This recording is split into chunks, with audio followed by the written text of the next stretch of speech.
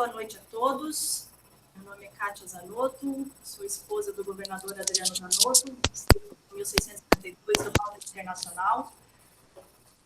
Hoje nós estamos aqui para mais um encontro do nosso projeto. Precisamos falar sobre violência doméstica e feminicídio.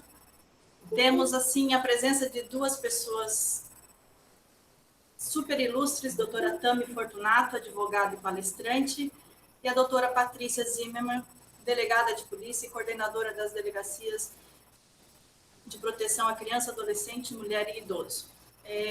Seguindo o protocolo do Rotary, vou passar a palavra para o meu querido esposo, o governador, para que ele faça as considerações iniciais.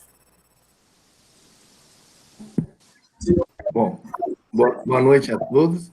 Governador Nordin, governador Larry, companheiras, companheiros.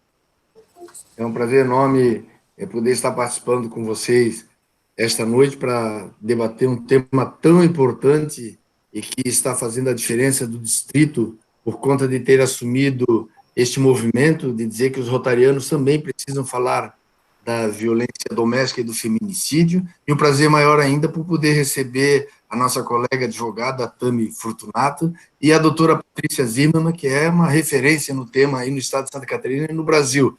Então, sem sombra de dúvida, nós vamos ter um salto de qualidade no nosso conhecimento, são informações importantes que ajudarão com que essa rede que está se colocando à disposição da sociedade para proteger, para tentar minimizar esse quadro, vai estar cada vez mais capacitada. Então, parabéns a Kátia aí pela organização e a todos que se dispõem a participar desse movimento, e muito obrigado a Tami e a Patrícia por estarem nos apoiando nesse projeto. É isso, minha querida esposa. Perfeito, obrigada. Então, doutora Tami, hoje a proposta, o tema aqui que a gente decidiu trazer foi como identificar os primeiros sinais de violência doméstica. Quando o Adriano assumiu, vou fazer um breve resumo aqui para vocês, para falar um pouquinho de Rotary. Quando o Adriano assumiu a governadoria, eu decidi que eu queria fazer alguma coisa para contribuir. E foi então que veio a ideia de fazer esse projeto para falar sobre o tema violência doméstica e feminicídio diante, um tema tão urgente aqui, que a sociedade precisa que a gente fale disso. E o Rotary é uma estrutura super organizada, No distrito que o Adriano está governador, são 116 clubes. E o Rotary é essencialmente formado por pessoas que querem entrar em ação. Então, entendido isso, eu achei que a gente teria uma estrutura super organizada já de pessoas que querem trabalhar para a gente poder contribuir com esse tema para a sociedade. Diante disso, nós elaboramos esse projeto que está acontecendo dessa forma, com encontros online, e também onde nós elaboramos um cartaz, vou mostrar para vocês, com algumas informações dos disques e denúncias, onde a gente está afixando em elevadores de condomínios, qualquer lugar, bares, restaurantes. Teve uma rede atacadista aqui de Palhoça que colocou em todos os caixas do supermercado. Então, assim, uma atitude simples, mas que é uma atitude que leva informação, e essa informação pode, sim, salvar uma vida. E falar sobre violência doméstica, agora eu vou dar um pouquinho da minha percepção, falar sobre como eu me comporto em relação a esse tema. Porque parece muito distante, falar daquilo que acontece na casa do outro, mas não é tão distante assim. Enquanto a gente mantiver esse posicionamento de achar que falar de violência doméstica é uma coisa que vai invadir uma relação privada, a nossa tendência é de não fazer nada. E isso a gente não pode mais permitir. A sociedade, sim, precisa agir e precisa, sim, fazer alguma coisa. Então, vamos ser repetitivos, mas, diante daquela frase de que marido e mulher não se mete a colher, isso já está mais que ultrapassado. Então, nós estamos aqui dispostas, sim, a meter a colher. E como é que nós vamos fazer isso? Através de orientação. Eu escutei uma das tantas lives que a doutora Patrícia participou, ela falou que a gente poderia enfrentar esse tema sobre 3 aspectos: escuta, amparo e orientação. Nesse momento, nós temos condição de fazer orientação, de dar orientação, levar educação. Por isso que eu fiz questão de mencionar o Interact. E a nossa base, o pessoalzinho ali de 12 a 18 anos, eles precisam conhecer sobre o tema, né? Por isso que nós vamos trazer uma pessoa especialista para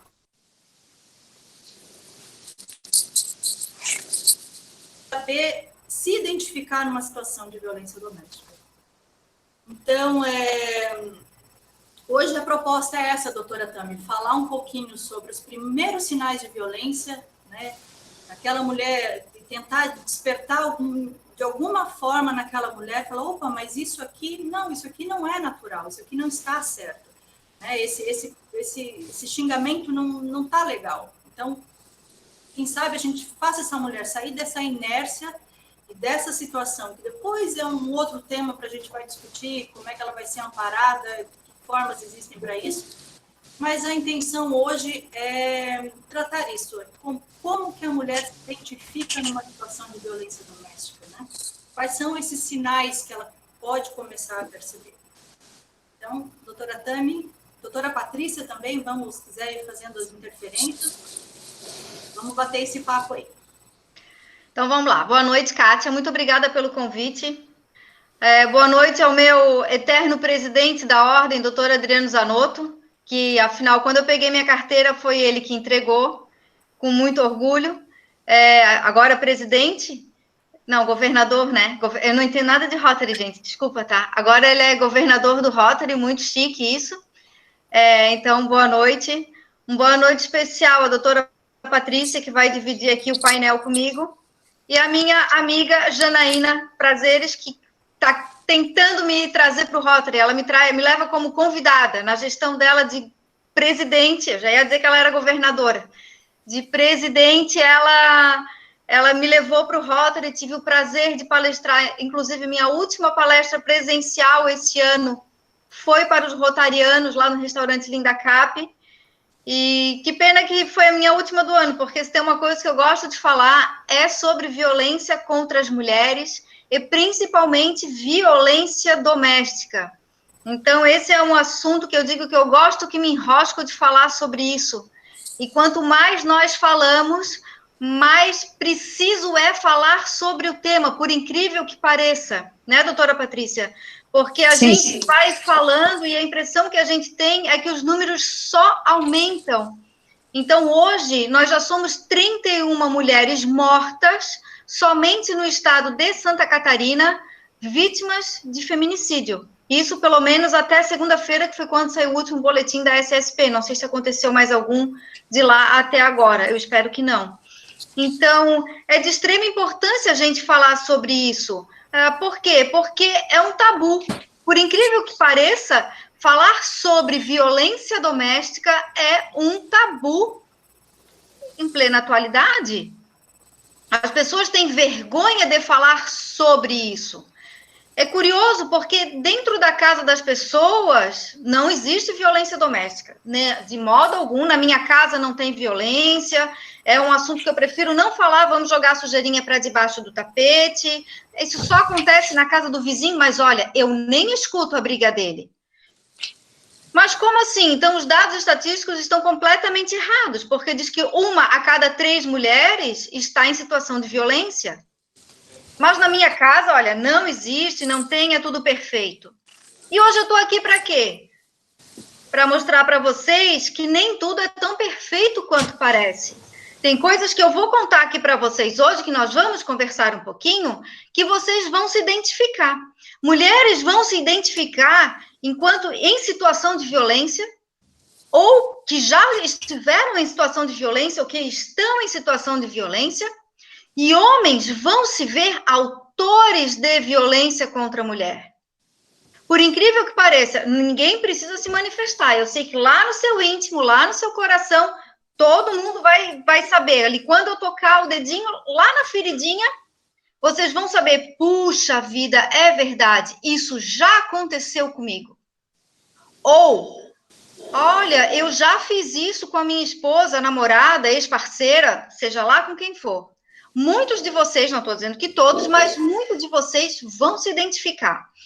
Então, assim, o pessoal que já assistiu às minhas lives sabe que eu gosto de interação, de participar com as pessoas.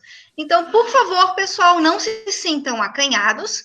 conversem conosco aqui pelo chat, ou mesmo interrompendo via microfone, porque eu acho que a participação de todo mundo só tem a acrescentar e deixar esse tema, que já é tão pesado, um pouquinho mais leve, né? Vamos tirando dúvidas e vamos conversando sobre isso, certo?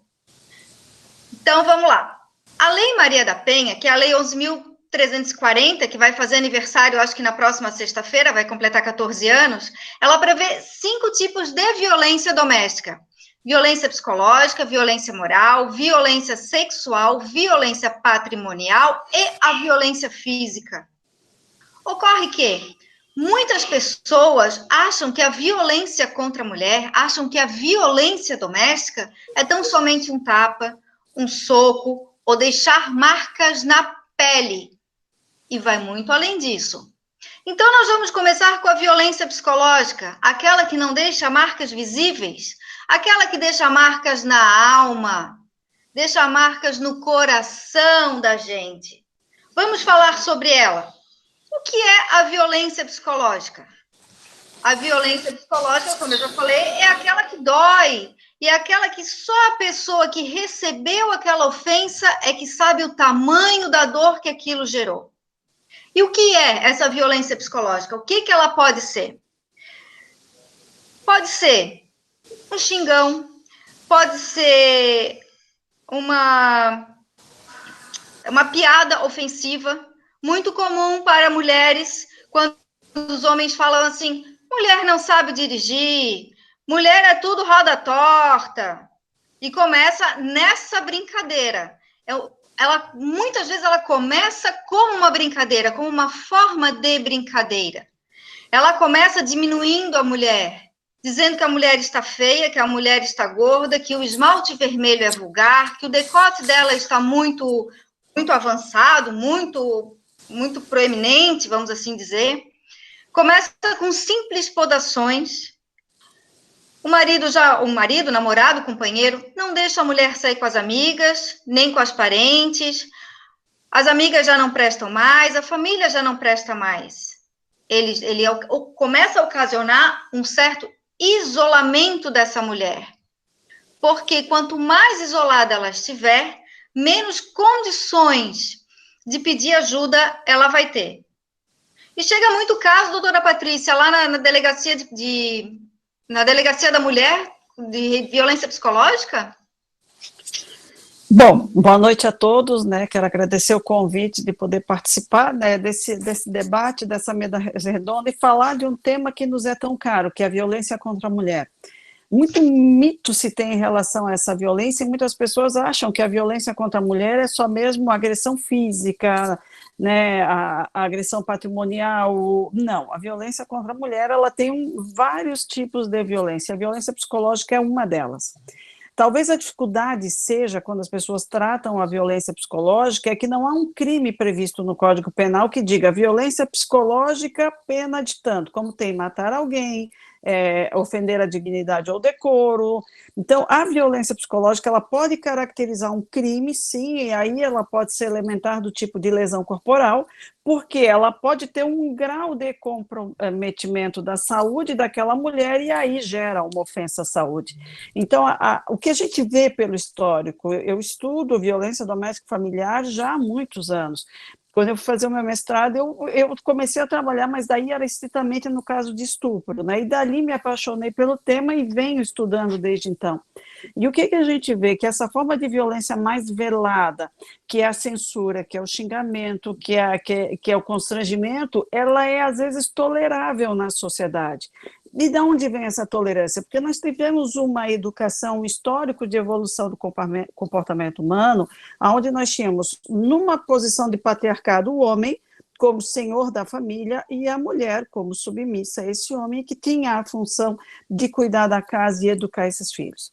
Com a evolução, a mulher vai para o mercado de trabalho e aí começam a discutir direitos e hoje a gente tem uma relação igualitária entre homens e mulheres. Pelo menos previsto na Constituição, né? Sim, e nessa relação igualitária, eu vejo que nem todo mundo ainda está acostumado com a igualdade de direitos e de obrigações.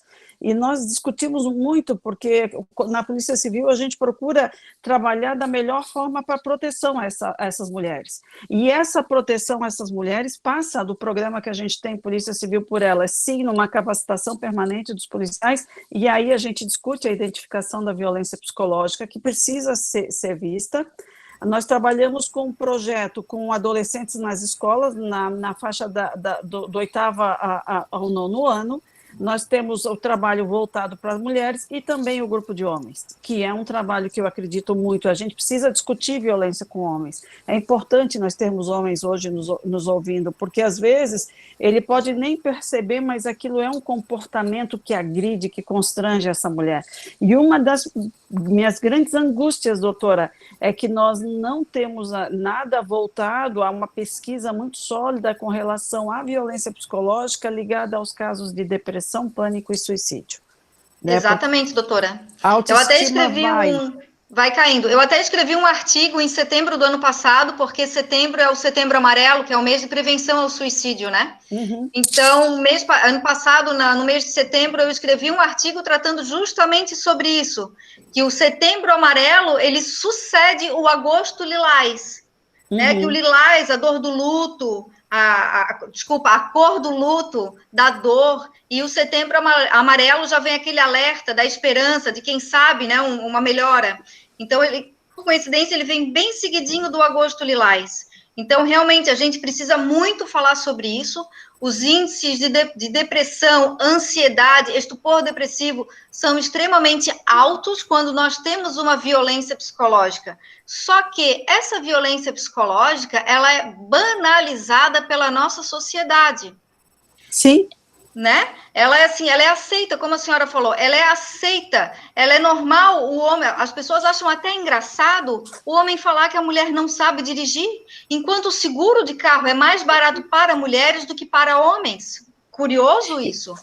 E uma coisa que eu acho muito triste, assim, eu vejo, né, até porque eu sou mãe de 2 meninas, Beatriz com 19 e Bruna com 16, e as minhas filhas, por exemplo, se elas quiserem no verão sair de shorts e top na rua, elas estão sujeitas a ouvir um desaforo. Elas estão sujeitas a ouvir uma cantada, uma fala, né, indecorosa, quando, se eu tivesse filhos homens que saíssem de bermuda, sem camisa, seria normal. Exatamente. E às vezes a gente ouve alguns comentários do tipo assim, ela ouviu esse desaforo, ela foi estuprada porque ela estava usando essa roupa, ela estava em tal local. Aí eu dou o seguinte exemplo, eu digo, se eu saio da minha casa e deixo a porta destrancada, só encostada, eu não estou dando um salvo-conduto, uma autorização para um ladrão entrar lá dentro e furtar meus bens. Então, doutora Tami, a gente precisa deixar bem claro que quando uma mulher sai numa rua com determinada roupa, ela não está a fim de ouvir um desaforo ou um palavrão. Né? Então, essa violência, ela é muito velada ainda, é muito aceita na sociedade por esses comportamentos que, às vezes, algumas mulheres retransmitem isso. E a gente costuma dizer para as mães, vamos educar os nossos meninos, vamos conversar com os nossos meninos. É preciso, sim, discutir esse tema, é preciso, sim, preparar os jovens. E um grande desafio, eu sou delegada de polícia há mais de 20 anos. Eu, quando trabalhava na ponta, na investigação de crimes que não tinha relação íntima de afeto entre a vítima e o autor, a investigação era mais fácil, porque a vítima estava ao nosso lado e nos auxiliava. Sim. Quando a gente tem uma investigação que há uma relação íntima de afeto, tem que ter um cuidado muito grande, porque é muito comum a vítima perdoar o seu agressor e retornar ao convívio com ele. Exatamente, daí a polícia que sai por ruim, a verdade é essa, a polícia sai por ruim se já é um processo judicial, o Ministério Público e o juiz é que saem por ruins, justamente por essa retomada de relacionamento, né? Então, até essa fala da menina usando shortinho tipo Anitta, né? Porque agora os shortinhos curtos são os shortinhos tipo Anitta. Isso, muitas vezes, eles partem da própria mulher, que é o chamado slut shame, que, para mim, é a violência de mulher praticada contra a mulher. O que é pior ainda, porque quando é uma violência desse tipo, que vem de um homem, a gente, olha, né, a gente não aceita, mas a gente já até meio que espera. Agora, quando a mulher agredindo uma outra mulher, trazendo esse tipo de violência contra a mulher, é totalmente inadmissível. É uma coisa que realmente a gente não pode deixar isso ir para frente. É preciso ser cortado. E isso a gente só vai conseguir cortar pela educação. E o que eu sempre digo, quem é que educa a maioria, na maioria das famílias, quem é que educa os filhos? Não é a mulher? Não São é as mães. Exatamente. Mães machistas, mães com um pensamento retrógrado. É isso que a gente tem que cuidar, é isso que a gente precisa mudar. E até uma experiência que a gente tem de delegacia, quando a gente tem adolescentes em conflito com a lei, que a gente precisa da presença dos pais na delegacia, normalmente quem vem é a mãe. São poucos os casos em que o pai se apresenta para estar do lado do adolescente.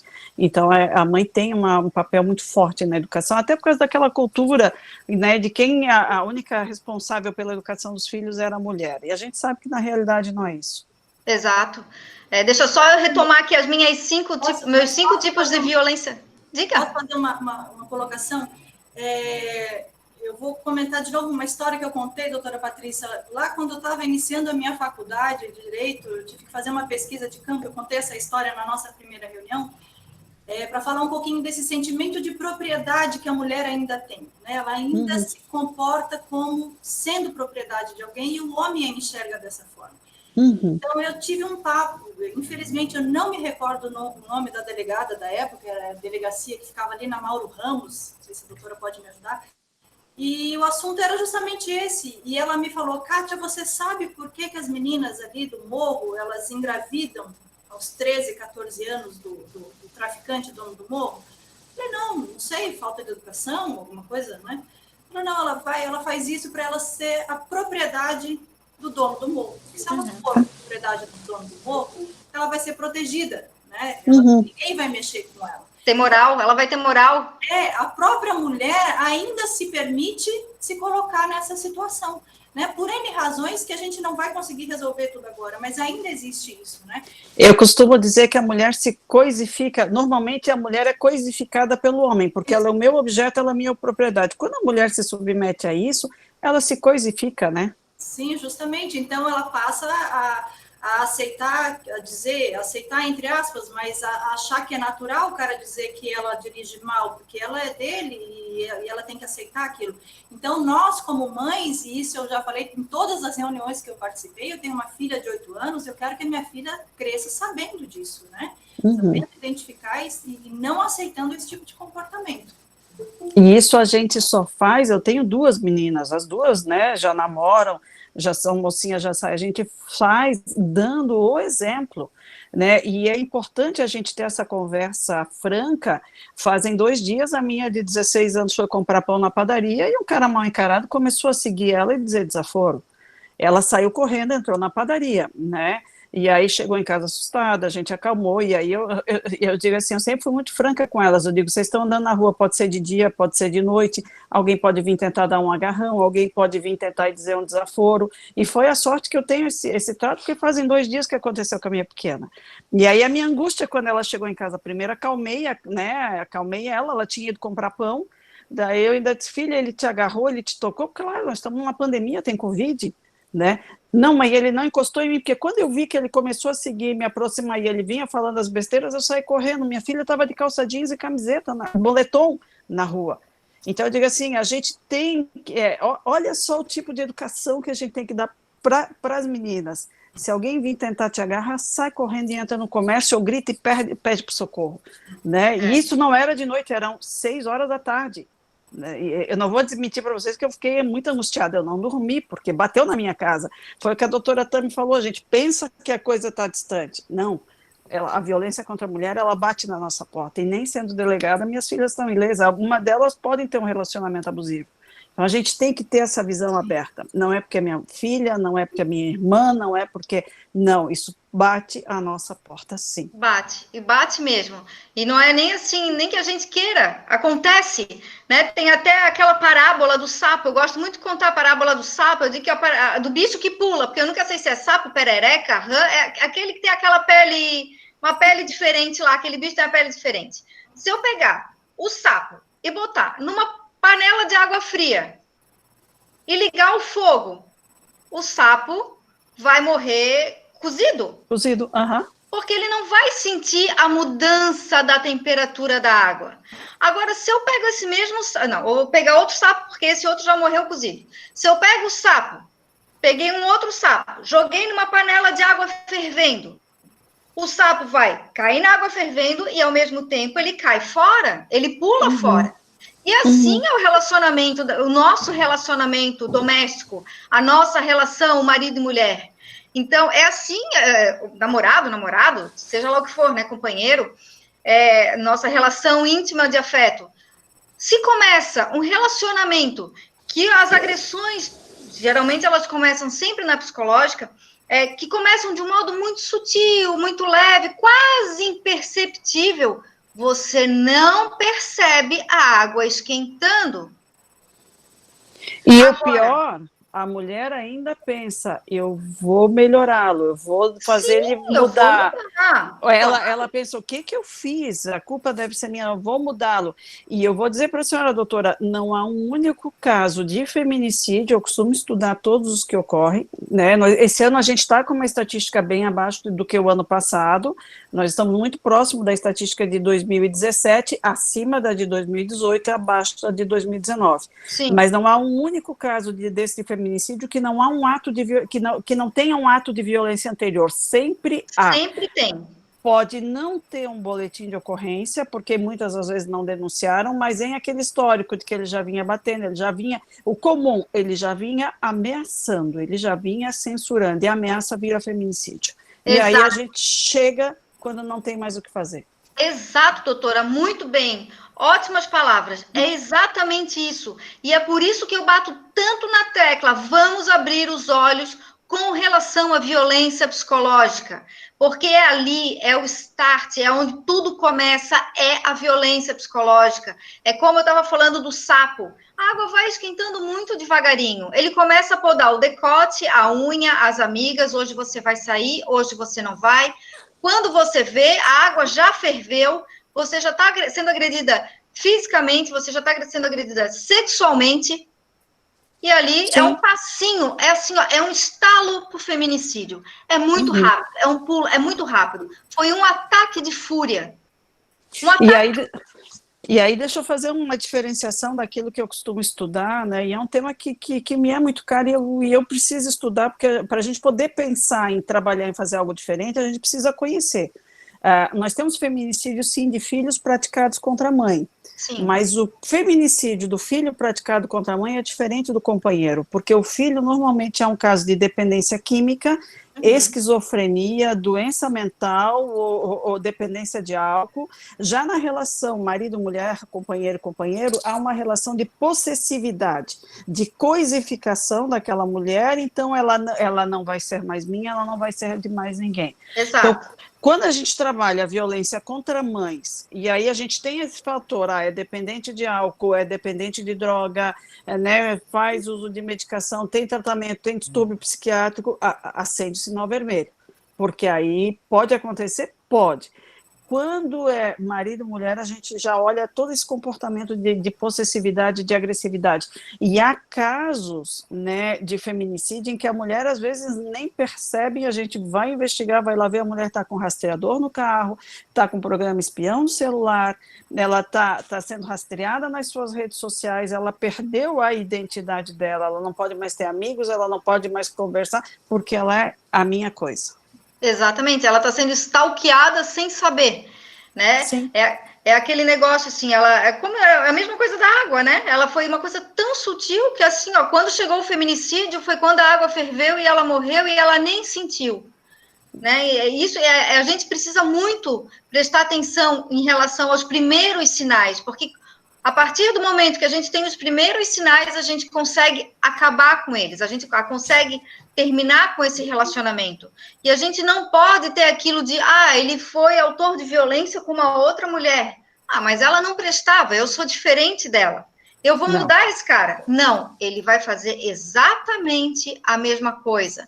Você só vai ser a próxima vítima. Você só vai ser o próximo saco de pancadas desse homem. E aí, doutora, se me permite, é importante, uma das coisas que eu digo quando eu acredito é o grupo reflexivo de homens. Nós temos experiência muito importante com o grupo reflexivo de homens. Tem um homem em Joinville, que ele hoje nos auxilia, né, no grupo do programa que é feito na delegacia de lá, e ele conta que ele estava no propósito de matar a mulher dele e tirar a vida dele, porque de 25% a 30% dos autores de feminicídio tiram a própria vida. Isso é muito sério.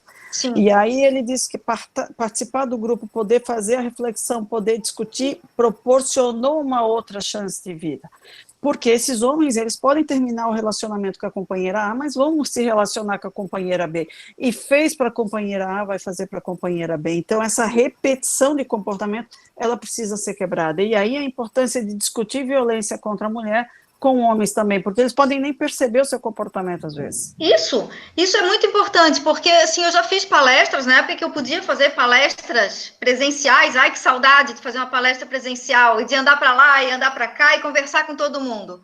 Então, eu já tive, né, após essas palestras que eu fazia, de chegarem homens e conversarem comigo e falar: pô, Tami, eu gostei da tua palestra porque eu não sabia que eu era um autor de violência. Eu vou começar a repensar as minhas atitudes.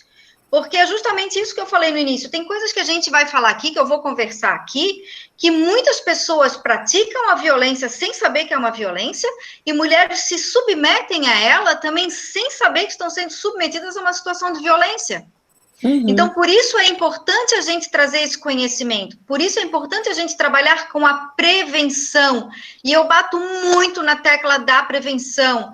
Vamos levar a prevenção para as escolas, vamos levar a prevenção para as empresas. Por que até hoje as empresas não chamaram pessoas para dar cursos, para dar palestra, para falar sobre violência contra a mulher, violência doméstica, a questão do respeito, a questão da igualdade? De extrema importância levar esse assunto. Quanto maior a empresa, mais a gente consegue abranger essa temática. Os funcionários têm um maior desempenho quando eles estão bem, psicologicamente, inclusive. Porque um homem, não pensem vocês que um homem autor de violência, ele é uma pessoa feliz. Ele não é feliz. Ele é uma pessoa que ele também é uma pessoa muito frustrada. E ali na mulher, ele vê, inclusive, uma forma de extravasar a sua frustração. É uma das formas, sabe? Então, ele vai ter uma maior produtividade. A mulher, quando ela não está em situação de violência, a produtividade dela é muito maior. Sem contar que ela não vai ficar afastada do trabalho, ela não vai precisar deixar de trabalhar para ir para uma delegacia registrar um boletim de ocorrência, para ir para o INSS buscar um auxílio previdenciário. Então, tudo isso tem que ser levado em consideração, além, claro, da questão humanitária. Né? Doutora, me permite uma coisa, ela é bem recente, nós inauguramos ela no dia do aniversário da Polícia Civil, agora dia 28 de julho, e ela está iniciando agora. Santa Catarina tem uma delegacia virtual da mulher, exclusiva para o registro de ocorrência de violência doméstica e familiar contra a mulher. E por que a gente pensa e trabalha forte na delegacia virtual? Porque a mulher tem vergonha do crime que ela sofre. Exato. Para ela sair e registrar a ocorrência, em torno de 75% a 80% dessas ocorrências ela é atendida exclusivamente pela Polícia Civil, porque a mulher não vai ligar para o 190 no momento de emergência. Quem liga, às vezes, é o vizinho, né, quando vê a briga. Então, por isso que essa privacidade no atendimento da mulher é o grande investimento que a gente tem feito, porque deve ter muita subnotificação ocorrendo, principalmente nesse período. Com toda certeza, eu acredito que tenha. Eu achei excepcional essa delegacia virtual. Já fiquei sabendo, já fiz algumas propagandas por aí da delegacia também, porque quanto mais conhecimento a gente puder levar para essa mulherada, melhor.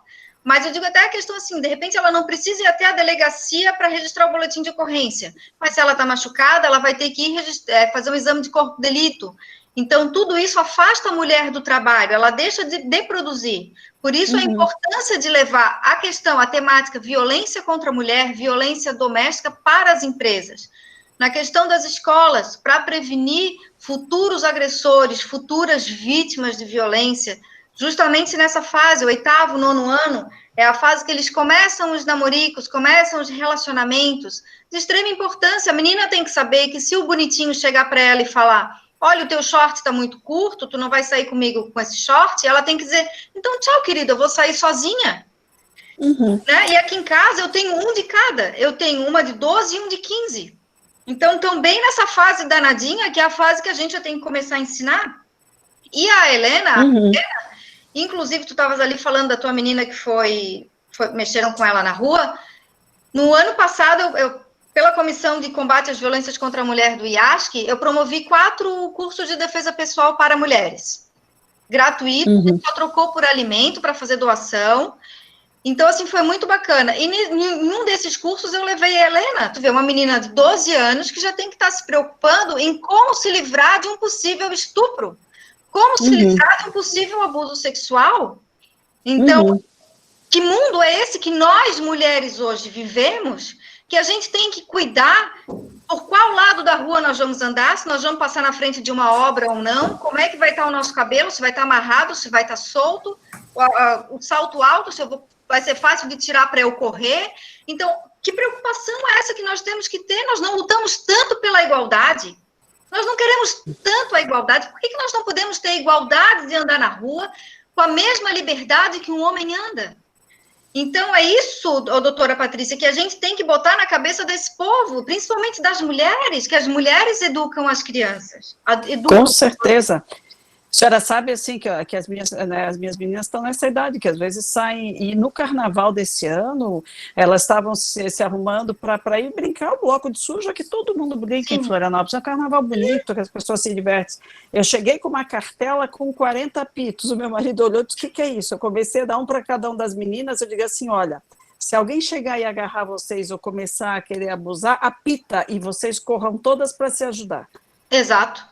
Que mundo é esse? Olha só, que loucura. Aí ele disse assim, poxa, é uma estratégia boa. Eu disse assim, a gente tem que ensinar as meninas a andarem na rua, porque ou eu tranco dentro de casa e não vive, ou eu ensino a ter uma vida, viver, se divertir, que é uma coisa normal, uma coisa muito bonita, é um momento que passa muito rápido, e 2 ferramentas para elas se defenderem, né? E aí a gente pensa, meu Deus, que loucura é essa mulher para sair na rua e se divertir, ela tem que estar se cuidando. Nem só para sair na rua e se divertir, para ir na padaria comprar o pão. Né? A gente tem que cuidar, porque mesmo de calça, mesmo que eu tivesse com short e de sutiã, não daria o direito a ninguém, absolutamente ninguém, de mexer comigo. Não, e aí a gente vê assim, ó, o susto que elas levam, né? E como é importante essa conversa franca que a gente tem. Quando eu mudei com as meninas para cá em 2015, tentaram assaltar minha filha mais nova, a Beatriz, e ela conseguiu, né, se escapar desse assalto. Então, assim, a gente pensa assim, meu Deus, e só porque é uma menina, porque se fosse um garotão, eles não tentam fazer isso. Exato, mas é perfeito, é bem isso daí. Mulher por ser mulher, mulher vítima da sua situação de gênero. E é isso que nós precisamos mudar. E deixa eu dizer uma coisa, doutora. Às vezes, nos casos de estupro, quando a mulher está sob efeito de álcool, algumas pessoas pensam assim, mas ela facilitou porque estava bêbada, estava embriagada. Daí eu olho para a pessoa e pergunto, e se fosse um homem caído na calçada, no mesmo estado etílico que aquela mulher, ele teria o seu corpo violado? Só porque ela é mulher, ela vai ter o seu corpo violado? E assim, e a dificuldade que a gente vê, e uma coisa que eu critico muito, o preconceito com as mulheres lésbicas. Exato. Gente, há casos de estupro coletivo e corretivo, esse nome que eles dizem, para ensinar uma mulher a gostar de homem. Gente, é a violência mais bárbara que tem. Então a gente vê o estigma que a gente carrega ainda pelo fato de ser mulher. Aí a questão do respeito, é aprender o que é o respeito, porque a partir do momento que as pessoas souberem a respeitar o próximo, nós não vamos mais ter problema de homofobia, de violência contra a mulher, porque vão aprender a respeitar o gênero, não teremos mais problema de racismo, porque vão entender que todos nós somos absolutamente iguais, que questão de pele não diferencia ninguém. Né? Daqui a pouco vão começar a falar que a mulher morena vale mais do que a loira, ou a loira vale mais do que a ruiva, e por aí vai. Então, assim, é uma coisa totalmente absurda. Então, cabe a nós. A hora que o ser humano se colocar no lugar do outro, ele passa a ver diferente. É bem isso aí. É bem isso aí. Doutora, eu só queria terminar aqui porque a gente parou na violência psicológica, E vamos adiante. Nós temos mais 4 tipos ainda para falar de violências, né? Então, assim, vamos lá falar da violência moral, porque senão o pessoal vai falar assim, pô, Tami, tu falou que eu ia me identificar com alguma coisa, até agora nada. Calma, povo, que eu não terminei ainda. Então, vamos lá. Segunda violência. Violência moral, que inclui calúnia, injúria e difamação. É um tipo de violência contra a mulher, um tipo de violência doméstica também, tá? Violência patrimonial. Violência patrimonial, quando o marido retém os documentos da mulher, quando ele retém o salário da mulher, quando ele se apropria do cartão de crédito dela e do nome dela, e ele começa a usar. Doutora, vai me ajudando. Quando ele subtrai valores de conta corrente em comum, o casal já está, na situação não está bem boa, ele vai lá e retira todo o dinheiro e desvia, né? E aí, às vezes, pensar, a mulher pode não trabalhar na empresa, ela pode estar em casa, né? E ele trabalhar fora, só eu que boto dinheiro dentro de casa, não. O trabalho de casa é tão digno como quem trabalha na rua, então o dinheiro daquela conta é de ambos, e existe a violência patrimonial. A questão da violência moral, doutora, é muito comum quando termina um relacionamento, os homens criarem perfis fakes dessa mulher e oferecê-la como se fosse garota de programa. Exato. Pela internet para destruir toda a reputação que aquela mulher tinha. Gente, não tem coisa pior, porque elas são humilhadas ao extremo. Dói de viver essa situação, o constrangimento delas. É para incomodar quando tem dúvida, assim, já no caminho, ou é para escrever depois? Janaína, tu pode, Janaína, diga. Bom, é que assim, quando a gente fala de violência patrimonial, toda essa relação, eu vou chamar de habitual, óbvio que é anormal, né? Mas quando já é um casal. E como que a gente enquadra, ou se enquadra, como que a delegacia fala, vamos falar aqui da polícia, né, que na advocacia a gente, não é minha área de atuação, mas a gente sabe que existem algumas possibilidades, como que a gente enquadra, sabe esses casos que a gente tem de pessoas que estão se conhecendo pela internet? E eu tenho visto bastante que o homem, ele entra em contato com essa mulher, vem aquela história toda, né, enfim, e aí ele diz assim, olha, eu vou te visitar, mas eu tô com um problema seríssimo, vou ajudar meu tio, minha tia, meu irmão, meu primo, enfim, e a mulher, ela se envolve nisso, e aí eu não quero aqui chegar, por que ela se envolve, porque acho que isso é toda uma questão psicológica que vem lá da educação.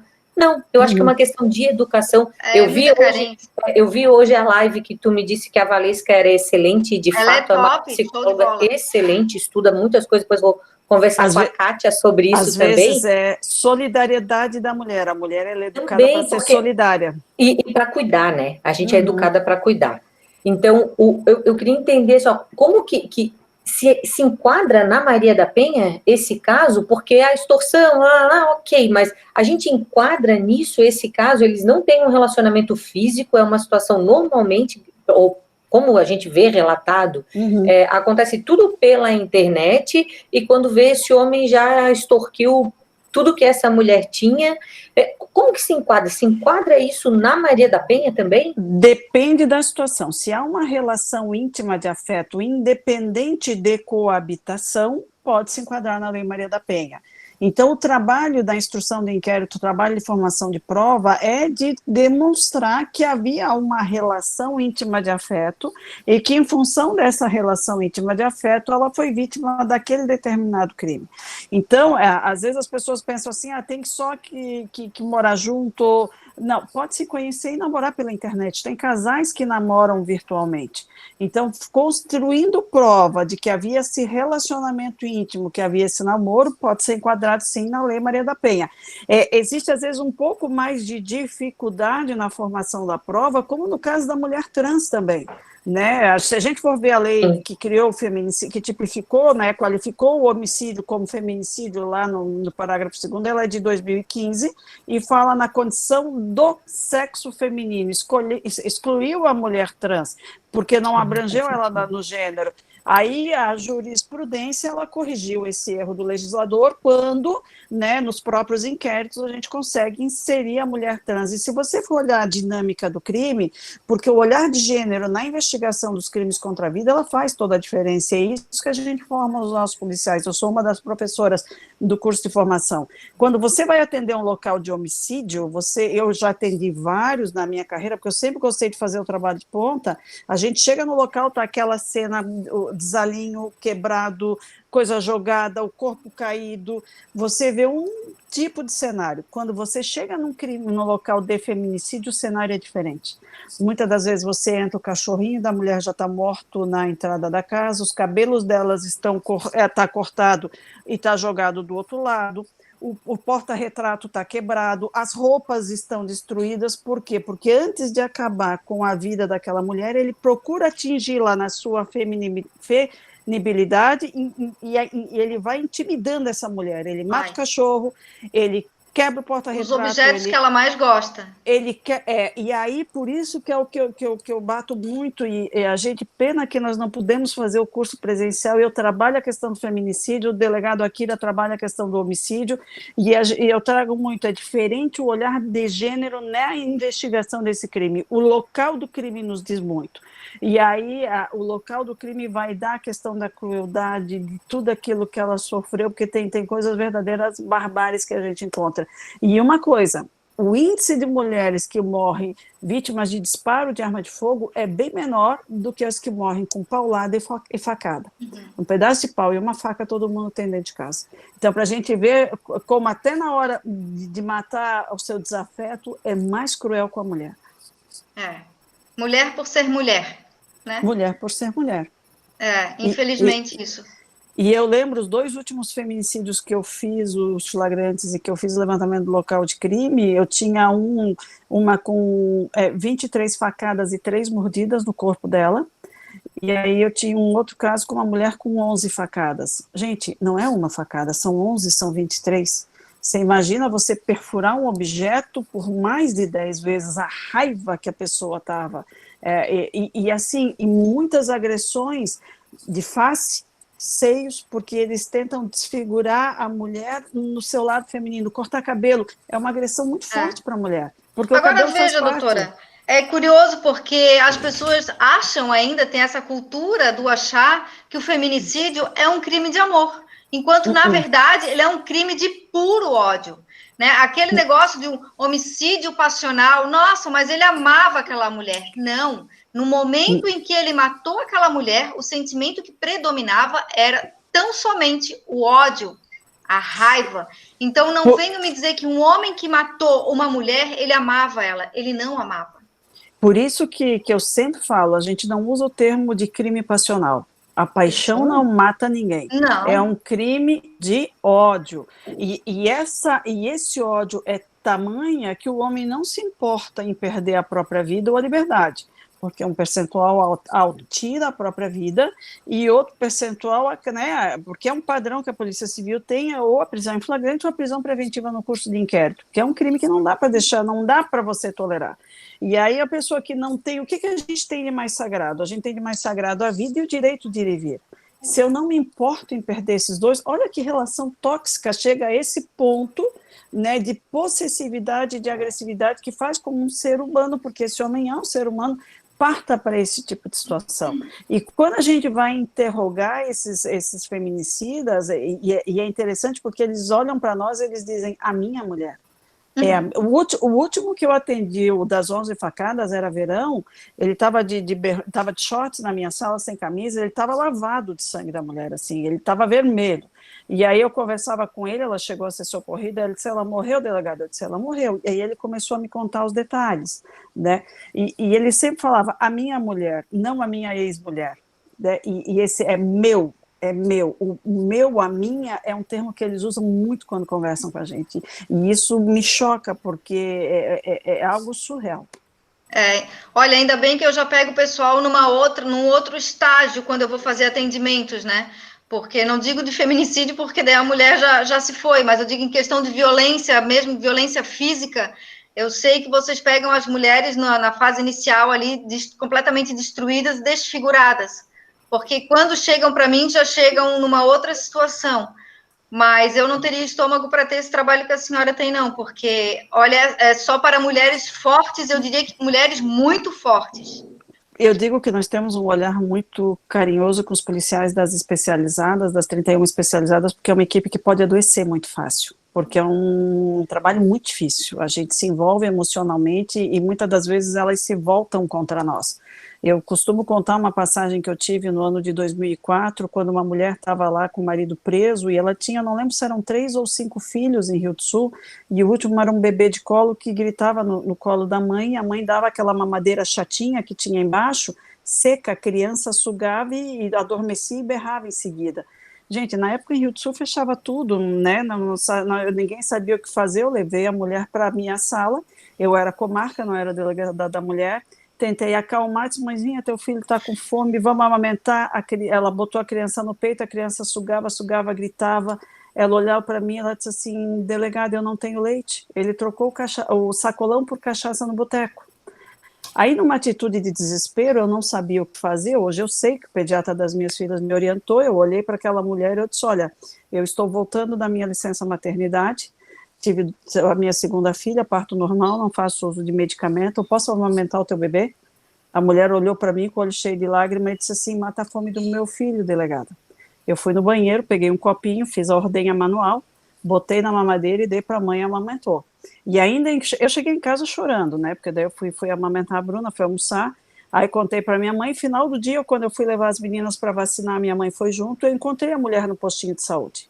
Mas eu vou dizer para a senhora que o dia que eu mais chorei foi quando eu vi que a equipe teve que voltar na casa para abrigar todas as crianças, porque a mulher não saía da porta do juiz querendo a liberdade do seu agressor que estava preso. Ela já estava com assistência social com ela, com a saúde, estava amparada, não estava passando fome, mas ela queria o seu agressor. E aí a gente vê, a senhora falou da violência psicológica, aí a gente vê a dependência psicológica a tal ponto que uma mãe prefere voltar com o agressor que fez ela passar fome e ela não tinha leite para amamentar o filho. É que ela não tem forças, na verdade, para romper o ciclo da violência. É o que ela precisa, porque a violência, a gente diz... Vamos explicar, doutora, porque eu sei a senhora também, mas vamos explicar para o pessoal que está aqui escutando a gente. O que é o ciclo da violência doméstica? A violência doméstica, ela consiste num ciclo, que vem a fase da lua de mel, a fase da tensão e a fase da explosão. E que retorna para a lua de mel de novo. Exatamente, que retorna. Depois da agressão, vejam, isso é muito comum da gente ver, até em novelas, né? Vamos assim dizer, porque na casa da gente não acontece. Então, vamos dizer, nas novelas, nos filmes, é muito comum de acontecer.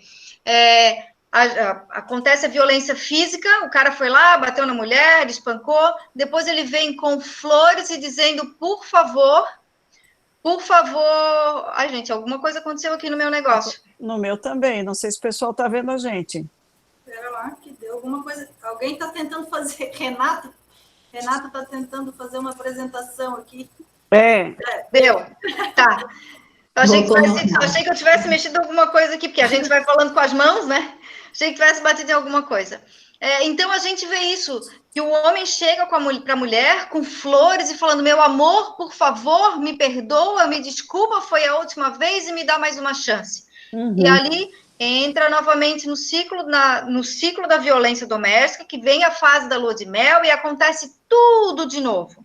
Até eu estava vendo, eu coloco nas minhas palestras um slidezinho que eu vi, uma foto que eu vi no site da Globo.com, de um menino que bateu na amiguinha da escola. Devia ter 4, 5 anos, 5, 6 anos. Ele bem novinho, bem pequenininho. Não sei se vocês chegaram a ver. O menino foi lá e bateu na amiguinha da escola. Deu um empurrão, bateu na menina, sei lá o que aconteceu. No dia seguinte, o que foi que aconteceu? O menino levou para a amiguinha da escola, para pedir desculpas, uma flor. O que foi que essa mãe ensinou para o menino? Ela ensinou que ele pode bater na amiguinha, que depois vai lá, pede desculpas e entrega uma flor e, ó, tá tudo bem. Tudo bem. Sem problemas. O que a mãe deveria ter feito com esse menino? Você errou. Você vai pedir desculpas para a amiguinha e vai ficar 30 minutos sem televisão. Estou dando um exemplo, né? E fazer ele refletir que é uma atitude errada. Exato. E que ela gera uma consequência. Exato. E aí, nessa conversa que ela tem com ele, ela deveria dizer para ele assim, se fosse um menino mais forte que batesse em ti, como é que tu ia estar te sentindo hoje? E é aquela fala, se coloca no lugar do outro. Exato. E essa é uma forma de reflexão. Mas quem foi que ensinou isso para o filho? Foi a própria mãe. A própria mãe ensinou que ele pode bater na amiguinha da escola, pode bater na namoradinha, pode bater em qualquer uma outra mulher, e depois ele vai lá, ele pede desculpas, ele leva flores e tá tudo bem, tudo ok, sem problema nenhum. Então, partiu da própria mulher uma educação equivocada de como combater a violência praticada contra outras mulheres. E isso a gente tem que ter muito cuidado, né? Doutora, vamos partir para a próxima, violência sexual, eu acho que é a que eu mais gosto de falar, na verdade. Que é que as pessoas menos veem, às vezes, né? Porque acha que porque está casado tem direito de fazer quando quer, como quer, né? Isso, boa, doutora. Então, vamos lá falar da violência sexual, que é um outro tabu. Então, aqui, ó, estamos entrando num segundo tabu. Primeiro, a violência doméstica, que a gente está falando, né? Que já é um baita tabu. Então, agora vamos falar sobre relação sexual, sobre violência sexual.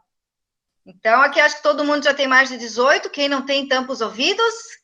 E vamos lá conversar um pouquinho sobre esse tema. Por que ela é tão importante da gente ser falada? Porque até pouco tempo atrás as pessoas ainda acreditavam, inclusive até hoje ainda acreditam, que existe uma coisa chamada obrigação marital. Gente, que coisa mais antiga, isso não existe mais. Não é porque está casada, né, que vai fazer quando o marido quer, né? O namoro, o consentimento continua sendo o mesmo. Tem que ter consentimento. Ambas as partes têm que consentir para o ato sexual. Tem que consentir. Aí eu estava vendo um dia desses na televisão. Eu adoro ver uns programas diferentes, assim. E daí era um programa de cirurgia, que era uma cirurgia reparadora, e a moça tinha feito uma cirurgia para retirada de pele, não sei o quê, abriu a barriga inteira, de cima a baixo, cheia de pontos, blá, blá, blá. Foi para casa se recuperar da cirurgia. Chegou em casa, o marido insistiu para ter relação sexual até que ela concordou. Não foi forçado, mas ela recebeu ali uma certa coação. O que aconteceu? Abriram todos os pontos da barriga da mulher, ela teve que voltar para o hospital. Isso é fato real, isso não é ficção. É uma baita de uma violência sexual cometida contra essa mulher. Outra, né, doutora? E aí, e me permite assim, ó, às vezes algumas mulheres elas são coagidas com a seguinte fala: se eu não tiver o que eu quero aqui em casa, eu vou procurar na rua. Exato. E aí a mulher, por medo, cede ao apelo sexual do marido, e isso é um estupro, porque ele está coagindo a mulher. Não há violência física, mas há o constrangimento de uma forma bem ruim que ele faz com ela. Isso, é importante a gente falar sobre isso. Eu acho extremamente a gente falar sobre violência sexual dentro dos relacionamentos. Porque, e se a fala fosse o contrário, né? Vamos supor que o marido não está lá muito bem, as coisas não estão funcionando como deveriam funcionar, e a mulher chega para ele e fala: olha, eu quero ter relação sexual. Se não tiver contigo, eu vou procurar na rua. Ele bate nela. Pois é. É incrível, né? É incrível isso. É incrível, Ele vai bater nela, ele vai agredi-la. Então, vamos se colocar no lugar do outro, como a senhora falou. Vamos lá, né? Vamos mudar um pouquinho os papéis, vamos inverter os papéis. Outra coisa, obrigar a mulher a ver filme pornográfico sem ela querer, fazer fotografias sensuais sem ela querer, menage à trois sem ela querer, proibir o uso de anticoncepcionais, forçar aborto, tudo isso são formas de violência sexual cometida contra as mulheres. E, doutora, me permite uma coisa que não se fala e acontece, porque eu já investiguei um caso desse, né? Caso em que o marido, ele fazia a mulher se relacionar sexualmente com outros homens na presença dele, ele tinha esse tipo de fetiche. Sim. Gente, eu atendi essa mulher, ela era nada de tão... Ela parecia que eu conversava com uma folha de papel, porque ele pegou ela de uma maneira tão sorrateira e ele praticava esse tipo de ato sexual. E as pessoas pensam assim, isso só acontece em filme. Não, gente. Não, acontece e nós atendemos esses casos na delegacia de polícia. O estrago psicológico que ele causou nessa esposa, nessa mulher dele, ela vai para a vida inteira, né? Aham. Então, é incrível isso. É bem isso mesmo, de obrigar a mulher a ter relação com outro homem e ele assistindo, obrigar a mulher a ter relação com uma outra mulher e ele assistindo, obrigar a mulher a forçar a ter relação em 3 ou 4 pessoas, tudo isso são formas de violência sexual previstas na Lei Maria da Penha. Então, né? Então, assim, se a mulher, a partir do momento que a mulher falou assim, ó, o cara chega e fala, ó, vamos ter relação hoje, a mulher fala, pô, hoje eu não tô afim. Porque nem todo dia é dia. Ai, não tô afim. Ele forçou, pronto, já é uma violência. Então, assim, aprender o respeitar, aprender o significado do não, aprender que não é não, não é não querendo dizer sim. Não é não, caramba. E é aquilo que eu citei no começo. Porque casou, vai ter relação sexual como quer, não vai ter mais o namoro, não vai ter mais o carinho, o cuidado, a sedução, não. Tem que ter, o casal tem que ter essa convivência, manter, claro que não vai ser igual no namoro, mas o casal tem que se curtir a vida e tem que ser consensual. Quando passa a ser obrigação, aí começa a desgringolar. Exato. E eu sei que nessa parte aí, doutora, a gente atingiu algumas pessoas aqui hoje, hein? Algumas pessoas se colocaram, se viram aí quando a gente falou. E aí a dificuldade que a gente tem de conversar com essas mulheres quando é esse tipo de violência, violência sexual, porque elas têm muita vergonha e elas se culpam por não ter o mesmo apetite sexual, às vezes, que tem o marido delas. Mas ela pode estar passando por um momento ruim, ela pode estar com uma baixa de libido, ela pode estar passando por um momento de depressão. A gente sabe que nem toda hora é hora. E por isso a mulher não deve se julgar, ela deve sim pedir ajuda e conversar. Né? Essa solidariedade com a mulher, ela é muito importante. Por isso que eu acredito tanto, né, quando as pessoas elas olham uma para as outras e se dão as mãos sem julgamento, a gente começa a dar um basta nessas formas de violência. Exato. Entre mulheres, a questão da sororidade, de aprender a ouvir a outra sem julgar. Isso é muito importante. Nós precisamos ouvir as nossas amigas, as nossas filhas, as nossas mães, por que não? Sem julgamento. Nós não podemos julgar uma outra mulher. Porque A senhora sabe qual é o tipo de mulher que nós temos a procura muito baixa na delegacia de polícia, que os índices são bem menores? As idosas. Os índices de violência contra a idosa, ele é bem menor, e não acontece por quê? Porque a idosa tem muito forte isso na sua educação, de que ela tem que baixar a cabeça para o marido, e tem muita idosa que tolera a violência doméstica, e inclusive a violência sexual muito forte na questão da terceira idade, porque é fruto da educação que ela teve. Isso é bem comum acontecer. Exatamente, até da questão de ela querer que o companheiro dela, o namorado, seja lá o que for, use preservativo e ele se negar, porque é da terceira idade realmente Ai, me fugiu a palavra agora. O não querer usar preservativo é um outro tipo de violência. É quando no meio do ato sexual, sem que a mulher perceba, o cara retire o preservativo, também é um tipo de violência que é o chamado stealthing. Então, tudo isso a gente tem que começar a observar, a prestar atenção e começar a falar não. Pronto. Olha só, posso contribuir? Claro, Sônia. Olha só, quando você casa, né? Eu tô casada há 37 anos. Meu sogro é italiano, minha sogra não. Mas a minha sogra sofreu uma certa violência, entre aspas, da família italiana não aceitá-la por não ser italiana. Isso é outro tipo de coisa que eu tô falando. Mas quando eu me casei, havia uma fala muito forte na família deles, de falar assim, quando chegar aos 50 anos, troca por 2 de 25. Parece bobagem, mas é algo que a gente traz e é muito ruim. Então, hoje eu sou avó de 4 meninas e sou avó de um menino que gosta de jogar as coisas, bater. Eu acho, né? A gente sabe que a Letícia está fazendo acontecer de forma que ele pare com isso, mas é difícil. Mas, assim, eu nunca quis ter uma filha. Eu não lembro de eu ter sido abusada quando pequena, nada. Mas é muito forte em mim isso. Eu nunca quis ter uma filha. E eu tenho 4 netas agora. Então, eu acho que o mundo é dos homens. Isso é muito forte em mim. Eu queria compartilhar. Obrigada. É importante a sua fala, porque a gente vê, por tudo que aquilo a gente vem discutindo, a gente vê, e essa desigualdade que tem entre homens e mulheres, ela ainda é muito forte.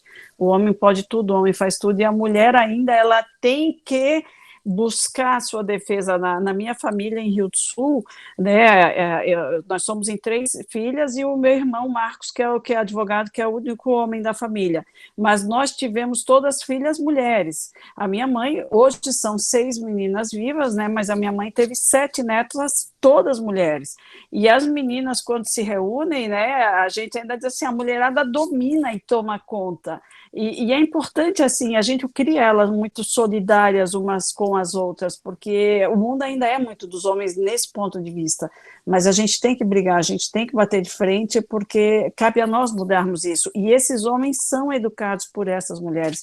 E um exemplo, né, que a doutora usou antes, daquele menino que levou flor quando agrediu a menina, a gente tem que conversar e ter um papo muito reto com essas crianças, a gente tem que olhar nos olhos, falar, dar o exemplo, e falar. E aí, quando a gente discute a Polícia Civil, o programa das escolas com os adolescentes, nós temos um cuidado muito grande, porque quando nós vamos discutir a violência com esses adolescentes, não é uma palestra, são 5 encontros de 2 horas, onde a gente faz a reflexão e dá espaço de fala. Tem coisas importantíssimas, né, que a gente ouve desses jovens, e a gente aprende muito com eles também, porque a gente só consegue melhorar quando a gente ouve o outro também. Como instituição, a Polícia Civil, a gente tem procurado ouvir essas pessoas, e é muito importante. Eu digo que eu aprendo a cada dia. A gente está sempre aprendendo com alguma coisa, né? Mas eu sou feminista, não escondo isso de ninguém, e luto muito pela igualdade. Eu não sou feminista radical, eu sou feminista normal, vamos assim dizer. Que tudo que eu quero é igualdade. Somos. É igualdade entre homens e mulheres, nem mais, nem menos. Só a igualdade, é só o respeito, é só isso, é só por isso que a gente tem que lutar hoje em dia. O mundo ainda é muito machista, claro que é muito machista, mas é muito machista porque nós, mulheres, também deixamos o mundo ser muito machista. E isso a gente não pode esquecer jamais. É como eu falei, e vou repetir, nós mulheres, nós mães, é que educamos os filhos homens. Nós mulheres educamos as filhas mulheres. Então, cabe a nós trazermos uma educação igualitária. Por que depois do almoço a menina tem que lavar louça e o menino pode ver televisão? Não é assim. O menino não sujou a louça também? Então, ele também tem que ajudar a lavar a louça. A hora que os dois lavarem a louça, os dois vão ver televisão, e é uma forma, é uma modificação, é uma mudança cultural que nós precisamos fazer. Mas isso vai partir... E deixa eu falar uma coisa, doutora, uma das preocupações que nós temos aqui na Polícia Civil nesse período de isolamento social, né, nesse período de pandemia, é com algumas mulheres, com muitas mulheres que possam ter retornado àquele papel tradicional dos afazeres do lar, cozinhar, lavar, passar, limpar, e tolerar a violência, né? Aquela situação, a tua comida não presta, a tua roupa está mal passada, tu és uma porca, e os xingamentos são muito fortes. Então, essa preocupação, essa angústia a gente tem muito latente, principalmente nesse período de isolamento que a gente está vivendo. Claro, porque aumenta o estresse aumenta, a insegurança econômica aumenta, porque o homem não sabe, a mulher também não sabe se vão manter o emprego, se vão continuar tendo emprego. A ingestão de álcool aumentou durante esse período. Então, tudo isso, somando, a gente vai somando, aquilo ali é uma bomba explosiva, extremamente explosiva. E a gente tem que tomar muito cuidado com isso, principalmente na fala, quando a gente está acostumado a falar, o meu marido, os dois trabalham fora de casa, vou dar um exemplo, tá? Os dois trabalham fora de casa. Chega em casa, o meu marido, às vezes, ele me ajuda com alguma coisa. Bem, o bonito não tem que te ajudar com alguma coisa. O bonito também trabalha fora, assim como você, e tem que chegar em casa e dividir as tarefas com você. Tem que fazer a parte dele, né? Fazer a parte dele, então não é uma ajuda, não é um favor que ele está te fazendo. A casa não é dos dois, o filho não é dos dois, a comida não é para os dois. Por que não tem uma divisão de tarefas? Vou dar um exemplo. Aqui na minha casa, eu odeio a cozinha. Não sei cozinhar. E não gosto de lavar roupa, de lavar louça. Não gosto. Então, a cozinha, ela é toda do meu marido. ele lava a louça, ele cozinha, a cozinha é dele. Mas eu, por outro lado, eu cuido da roupa. E eu adoro cuidar da roupa. E aí divide as tarefas. Pronto, tá bem dividida. Os dois arrumam a cama, os dois dão jeito em alguma outra coisa, mas isso é natural. Mas esse é um exemplo da minha casa. Né? Funciona bem para mim assim, para outra família vai funcionar de um outro modo. Mas E assim a gente vai construindo uma relação sólida. Esse ano eu e o Aldo completamos 26 anos de casado, né? E a gente tem muito isso da divisão das tarefas, porque os dois têm exatamente as mesmas profissões, os dois são delegados de polícia, os dois são professores, né, da pós-graduação, dos cursos de formação da Cadepol, e em casa os dois são responsáveis iguais pela educação dos filhos e pelo cuidado da casa. E eu acho que só dá certo por tanto tempo, porque a gente convive nesse compartilhamento. E é isso que a gente tem que dar de exemplo e educação para os nossos filhos também. Isso, concordo com a senhora. Vamos para o último ponto, que é a violência física, que a gente não pode terminar a nossa fala sem falar da violência física. Aquela que é mais visível aos olhos de todos, né, doutora? Sim, que a agressão é a que deixa marcas, né? A que deixa marcas na pele, porque, como eu falei, a violência psicológica deixa marcas na alma, e marcas extremamente profundas. Mas eu gosto sempre de falar assim, ó, que todos os tipos de violência, elas começam e terminam na psicológica. Todas elas envolvem a psicológica. Porque a mulher que sofre uma violência moral atinge o psicológico dela, a sexual atinge o psicológico, a violência patrimonial, a mesma coisa, e a violência física nem se fale, né? Então... E a senhora sabe onde é que a mulher ela é agredida a maioria das vezes? Na face. Sim. Na face. E é diferente você agredir uma pessoa na face do que agredir-la no braço, do que agredir-la na perna. Né? E aí a gente vê a potencialidade, a lesividade muito forte. O soco de um homem, um tapa de um homem no rosto da mulher é algo muito grave, muito perigoso. Exatamente. E não é só o tapa, é um beliscão, é um puxão de cabelo, né, um empurrão. Então, todas essas pequenas coisas, eu digo assim, que às vezes eles vão testando, os homens vão testando as mulheres. Então, começa com um puxão de cabelo, um beliscão, um empurrão, um pequeno tapa, um pequeno soco, e depois vem, foi sem querer. Não foi sem querer, foi bem por querer mesmo. Eu lembro nós coordenamos as Operações Marias, né, que a gente faz a fiscalização de medidas protetivas, e uma das últimas, na região norte do estado, houve uma denúncia feita pelo número de WhatsApp da Polícia Civil, e a delegacia começou por lá, né. A mulher atendeu a equipe da delegacia às 7 horas da manhã, com óculos de sol enorme que tampava meio rosto. Quando a delegada pediu para ela tirar o óculos, era impressionante, a mulher parecia um panda, do preto em volta do globo ocular.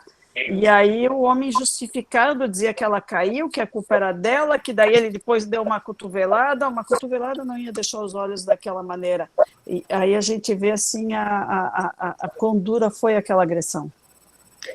E a gente tem que tomar muito cuidado com isso, trabalhar sempre na prevenção.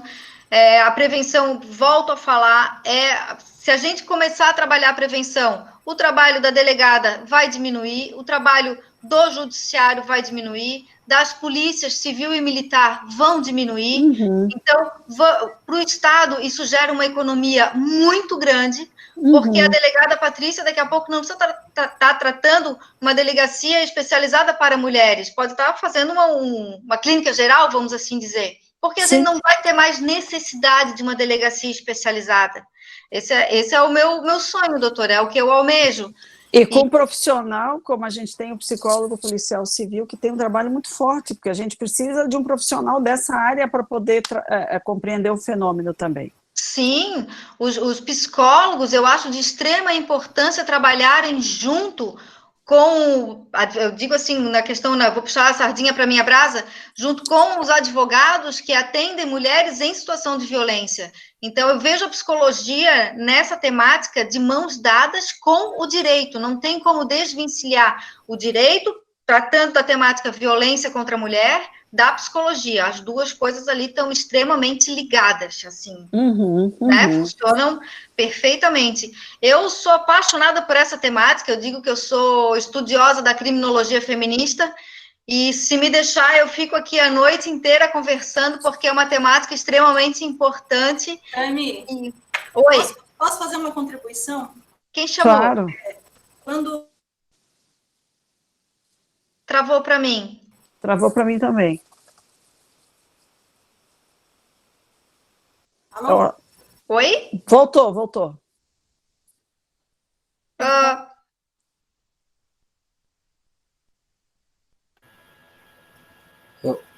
oi? A Kátia caiu? Não.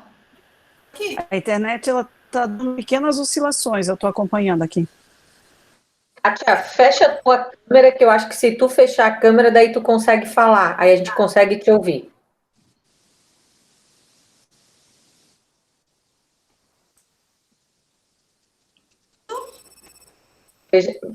Fechou agora. Se eu fechar, Agora deu. Agora a gente está te ouvindo, pode falar. Então, Não, travou de novo. Travou de novo. ok, então deixa, depois eu falo. Não, Deu. tenta fechar a tua câmera, porque às vezes dá, porque oscila. Isso, não tem problema, pode ir. Quem está falando é a Kátia, pessoal, vai lá. Umas 4.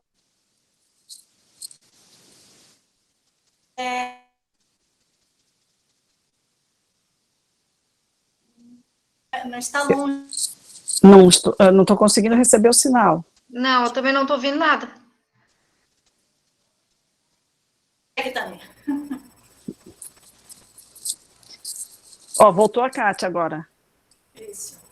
Voltou? Voltou. Eu acho que a minha internet aqui está péssima. É o horário. Muita gente que usa nesse horário, ela chega a oscilar. Às 8, às 8h30, às 9, 9h30 é bem isso mesmo. São horários de muito pico de live e tal. Outro mundo, né, gente? Esse nosso novo mundo, né? Ouvindo ou não? Estão ouvindo? Agora sim. Então, depois do encontro, que sofreram violência. O Kátia está falhando bastante. Depois eu falo. Tá. Então, eu nem sei onde é que a gente estava, doutora. Agora eu até me perdi. Não, a gente estava falando da questão da violência física, que é aquela que deixa marcas no rosto, né? E aí nós ainda não abrimos o boletim de ocorrência virtual para o estupro e para a lesão corporal por causa da necessidade que tem o exame de corpo de delito. E nós temos casos de mulheres que vêm fazer um boletim de ocorrência, recebem a guia e não vão ao Instituto Médico Legal se submeter à perícia. E, claro, quando há caso de estupro que a mulher ela vai ao hospital, a orientação para o policial civil é que ele vá ao hospital e faça o atendimento dela lá, porque ela já começa a receber a profilaxia de emergência, tem aí a janela das 72 horas, então ela já começa a receber a medicação, e quando ela tira a roupa no hospital, ela já está sendo atendida e ela tira uma vez só, evita de andar para lá e para cá. Mas na questão do boletim virtual, ainda essas duas formas, o estupro e a lesão corporal, pela necessidade da prova pericial, a gente ainda não conseguiu abrir ela para a delegacia virtual. Mas assim, já é um passo, já é um caminho, já é mais uma possibilidade para as mulheres, isso é muito importante, né? É uma porta, já é um primeiro passo, é um encorajamento para essa mulher, já é uma primeira atitude que ela tem. E né? Deixa eu até dizer assim, quando eu fui construir o tutorial, aquele que trabalha comigo na coordenadoria, ela é acadêmica de Direito, agente de polícia, a gente cuidou, além de dar o passo a passo de como fazer o registro, de explicar para as mulheres, né, trazer a lei, o que é violência doméstica familiar, e fazer uma descrição muito simples dos tipos penais que são passíveis de registro. Então, a mulher vê a descrição jurídica do que é uma injúria, do que é uma lesão corporal, do que é uma calúnia, do que é uma ameaça, e aí nós procuramos fazer, aí foi a minha parte que eu trabalhei exaustivamente disso, quando eu escrevi, eu pensava, e se fosse a minha mãe, que não é bacharel em direito, registrando essa ocorrência, ela vai entender que é esse crime? Então, tem um tutorial que é bem autoexplicativo, que é voltado mesmo para toda e qualquer mulher, porque ela vai registrar no momento de estresse. Isso é importante, quanto mais fácil for, melhor. né? Assim, até porque nós somos pessoas que trabalhamos com isso. Para a gente é uma coisa muito simples, mas a gente tem que partir da premissa que toda mulher é leiga, que toda mulher não tem o mínimo de conhecimento sobre essa temática. E a partir desse momento a gente começa a assumir o papel do outro, né? Se colocar Sim. no papel do outro. E até pelo nível de estresse quando ela vai fazer o registro. Claro, exatamente. Gente, eu vou deixar aqui nos comentários o meu Instagram, para quem quiser seguir, acompanhar as próximas lives, porque eu estou sempre fazendo live por aí. Então, quem quiser acompanhar o trabalho, no Instagram, acho que foi. Tá? Fica ali o meu Instagram para vocês, já vou fazer a propaganda, aproveitar a audiência e vender meu peixe. Eu não tenho como anotar o meu, né, mas o meu está aqui como Patrícia, se não me engano é Patrícia MZ Dávila, né, a minha pequena, eu não tinha Instagram até esse ano, a minha pequena encheu tanta paciência que acabei fazendo, mas estou lá também, né. Claro que não consigo estar toda hora alimentando, mas trago um pouco a Janaína colocou ali, eu trago um pouco da minha vida particular também, e é importante porque às vezes a pessoa diz, mas vai te expor, eu digo, não, as pessoas têm que saber que eu tenho um marido, que eu tenho 2 filhas, que eu tenho uma mãe, que eu tenho um irmão, que eu tenho 2 irmãs, que eu tenho sobrinhas, que eu tenho um sobrinho, que, né, a gente tem as mesmas dificuldades que todo mundo, né, quando eu cito, como eu citei aqui o que a minha filha Bruna passou 2 dias atrás, o susto que ela levou, é para que as pessoas vejam que a gente também está sujeito a isso. A senhora começou a sua fala, doutora, ela não está só na casa do vizinho, isso pode acontecer comigo, pode acontecer com um filho meu, com uma filha minha, e não é vergonha nenhuma, as pessoas têm que tirar essa vergonha e têm que falar sobre isso. Por isso que eu cito os casos quando acontece com a gente também. É importante a gente falar isso, a gente quebrar esse tabu, perder essa vergonha, porque a mulher não tem que ter vergonha. Quem tem que ter vergonha é o autor da violência, jamais a mulher, jamais. Então, vamos falar abertamente sobre isso. Quanto mais pessoas falando sobre, mais pessoas tendo conhecimento de quais são os tipos de violência, muito melhor para todas as mulheres e para os homens também. É muito importante a participação masculina para segurar essa bandeira, porque é uma bandeira muito pesada para somente mulheres carregarem. É importante que os homens carreguem também. Porque os homens... E vamos educar os nossos filhos e as nossas filhas para o mundo. Sim, exato. Porque isso é de extrema importância. Elas não são nossas, né? Se a gente pudesse deixar eles em casa o tempo inteiro, seria... bom, como a gente diz, saiu do útero, a gente começa a preparar para a vida, para o mundo. Então, assim, aqui em casa eu já preparo para não ser um autor de violência e respeitar as meninas, e ela para não ser vítima, para nunca se encontrar numa situação de violência. E é até curioso que, às vezes, assim, até teve mais de uma vez já aconteceu de eu levar os meninos para a festinha, porque eles estão na fase de festinha, ela ainda não. Nós então, levamos também. O carro cheio de menino, sabe assim, que o carro já não... Tudo uns meninos grandalhão.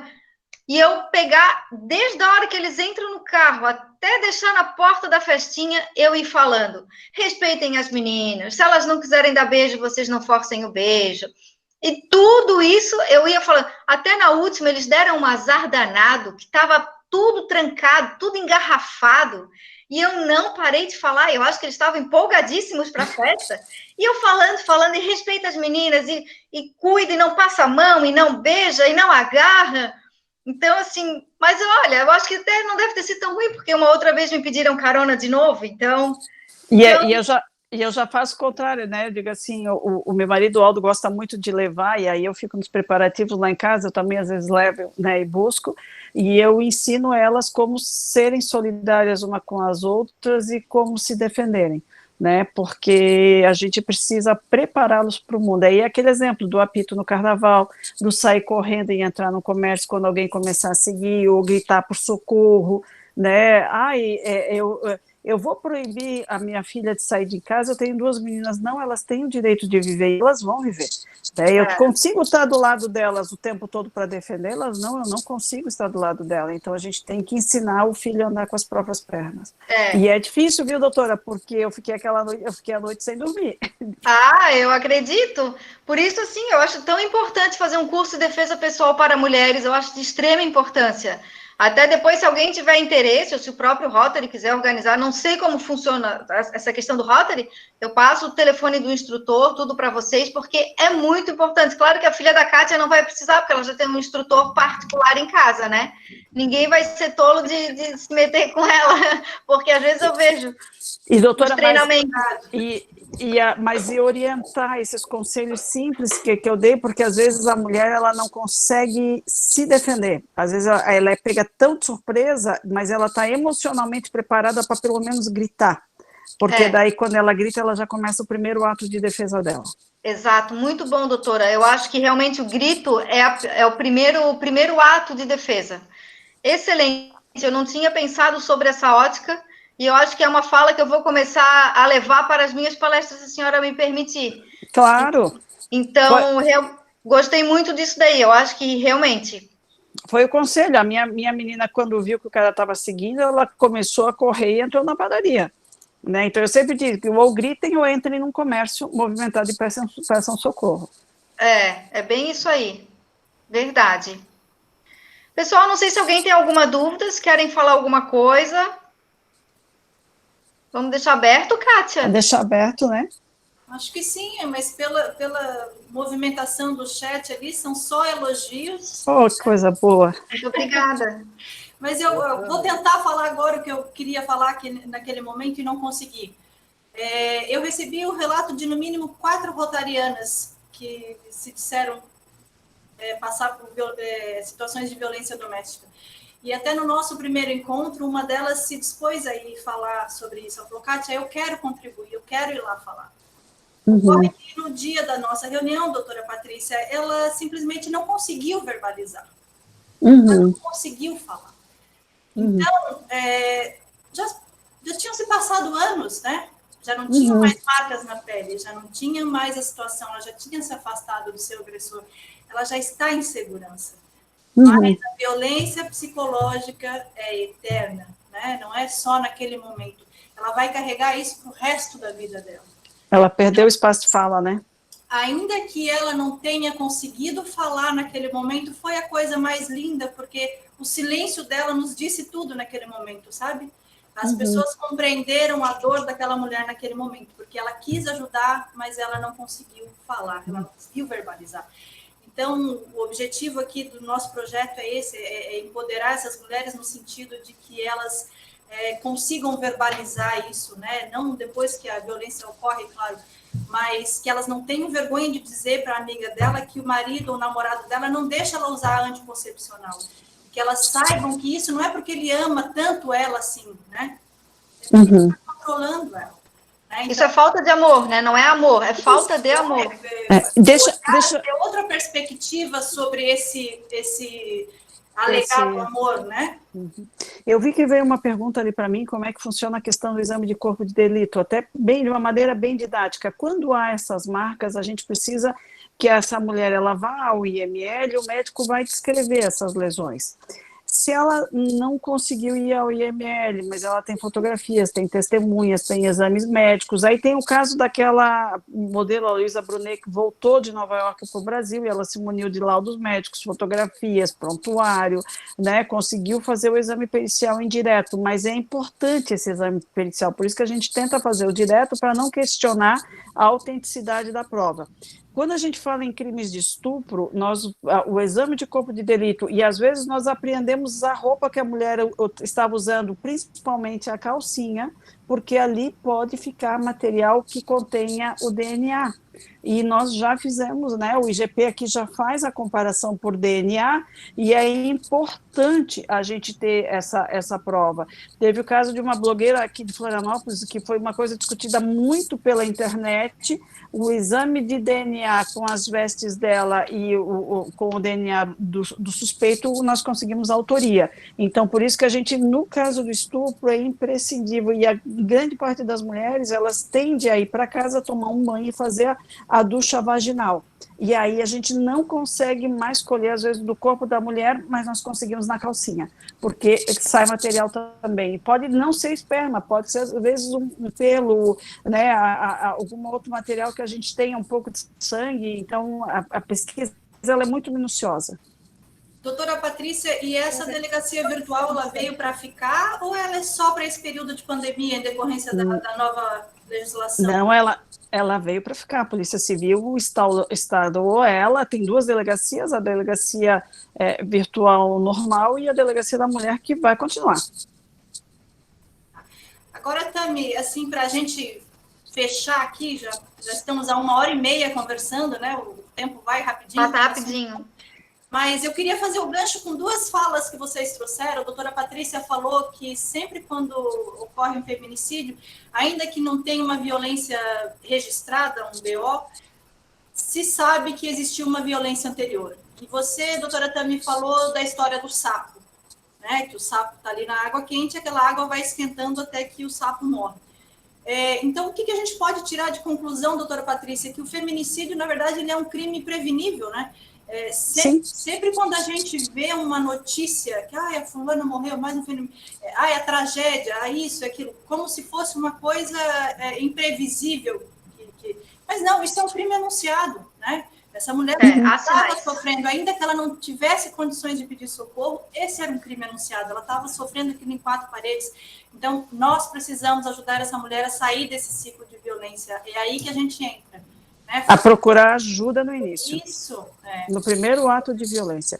E eu vou dizer uma coisa para a senhora, assim, ó, nós temos um número muito alto de homens que são presos preventivamente ou em flagrante no estado de Santa Catarina. E se não fosse esse trabalho de prisão preventiva ou em flagrante, o número de feminicídios seria muito maior. Né? Sim, então a gente só chega antes quando a gente interfere nos primeiros atos de violência, e aí quando a gente diz não é não, a gente tem que dar um basta na violência quando ela começa, é na primeira censura não aceitar, é na primeira ameaça não aceitar. Na primeira tentativa de dominação é dar um corte e falar, olha, para mim tu não serve. Aqui em Santa Catarina ainda não existe uma legislação, mas alguns estados brasileiros já existe uma legislação que obriga o síndico a denunciar os casos de violência doméstica, né? Aí foi até pensando nisso que foi elaborado esse cartazinho aqui, onde a gente coloca aqui os canais de denúncia para colocar lá no elevador do prédio, que pode ser que a vizinha escute, né, a amiga ali pedindo socorro, ou saiba que um dia, poxa, minha vizinha apareceu com uma marca na pele, né? Então vamos facilitar todo mundo a sair da inércia e tomar essa atitude e meter a colher, sim, nós não podemos nos omitir. Gente, atitudes simples podem salvar vidas, eu vou bater nessa tecla, né? E nós aqui, rotarianos, nós temos que nos movimentar nesse sentido. Kátia, a gente precisa trabalhar a prevenção. Isso. A prevenção é tudo, sabe? É o pilar, assim, a nossa base ali realmente a prevenção, é a tecla que eu sempre bato, é aonde a gente tem que focar, é na prevenção. Porque a partir do momento que a gente começa a trabalhar essa prevenção, a prevenção primária, a gente vai evitar tantos outros desgastes, tantas outras violências. Então, muitas vezes, assim, eu vejo os canais de denúncia, muitas vezes as pessoas sabem, só que elas não sabem identificar os primeiros sinais de violência. Então, como é que ela vai procurar ajuda se o que ela está sofrendo, ela não sabe que é uma violência? Então, por isso a importância da prevenção, por isso a importância de levar orientação para essas mulheres e para os homens. E é importante ouvir e ser solidária com essa mulher, porque o empoderamento feminino não é só emprego e renda. O empoderamento feminino é dar condições emocionais para que ela dê um basta nessa questão da violência, para que ela enfrente, né, a questão de todo o desgaste que muitas vezes acontece quando, né, busca o fim do relacionamento. Perfeito, mas alguém quer contribuir? Eu gostaria de fazer uma pergunta. Vocês estão me ouvindo? Sim. Cíntia, né? Isso, sim. Tá te vendo. Agora... não, eu desliguei por causa que estava travando muito, né? Tá bom. Mas, primeiro, parabenizar, porque está muito rica essa discussão. Eu trabalhei no Conselho Tutelar, então a gente acabava, sim, sabendo de violências domésticas com as mães das crianças, né? Trabalhei também no Agosto Lilás do ano passado, e esse ano de janeiro eu estou trabalhando como voluntária na DPCAM, em parceria com a DPCAM aqui de Tubarão, para atender as mulheres vítimas de violência. Então, elas são encaminhadas, tem um grupo de psicólogos que são encaminhados essas mulheres para fazer esses atendimentos. E a minha pergunta ali quanto ao IML, doutora Patrícia, era mais relacionado à legislação, porque aqui a gente sempre teve muita dificuldade com o IML. Ele era 3 vezes na semana, das 3 às 6 da tarde. Então, normalmente, os casos de abuso, quando surgia, quando, né, o companheiro agrediu a mulher e aí ela teve que ir para o hospital, a gente teve que ir junto por conta da criança, aquela situação toda, ela era numa sexta, era no sábado, era no domingo, e ela só ia ser atendida no IML na quarta. Quando eu saí do Conselho Tutelar, que foi em janeiro deste ano, nós já estávamos movimentando junto com a delegada, mas essa delegada já não faz mais parte aqui da nossa delegacia, mas já estávamos movimentando junto com a delegada e com o Ministério Público a adequação do funcionamento do IML. Sim, porque aí, tem que ser de domingo a domingo, como a gente também não tem como ter interrupção. E por isso foi o meu questionamento ali, porque elas acabavam passando dias até realmente fazer o exame, né? Isso prejudica, como você mesmo citou ali, isso prejudica no processo. Cíntia, a infração, ela, quando deixa vestígios, o Código de Processo Penal, ele diz, né, que é necessário o exame de corpo de delito. E a lesão corporal, os vestígios vão apagando com o tempo. Quando eu digo que o IML tem que funcionar de domingo a domingo, eles vão fazer as necrópsias. Então, imagina, né, uma pessoa é assassinada numa sexta-feira e o corpo vai ser necropsiado na quarta-feira. Não tem lógica. Né, o Código de Processo Penal dá o lapso de 6 horas para iniciar o exame ali. Então, por isso que é importante ter esse atendimento, sim, né?